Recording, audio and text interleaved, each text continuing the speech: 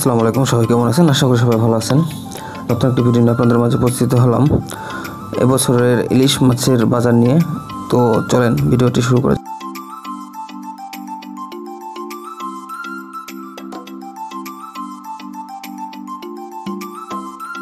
আজকে ছিল 3 অক্টোবর।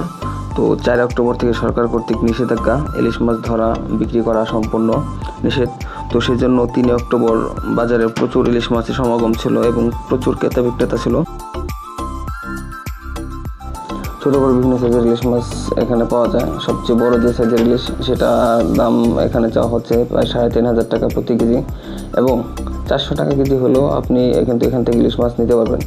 তো দেরি না করে আপনারা চলে আসতে পারেন কারণ বাজার মাছের আড়তে। এছাড়া এখানে আসলে আপনি বিভিন্ন ধরনের সামুদ্রিক মাছ এবং নদীর টাটকা মাছ পেয়ে যাবেন। তো মাছ কিনতে চাইলে অল্প টাকায় আপনারা অবশ্যই কারণ বাজার মাছের আড়তে চলে আসুন।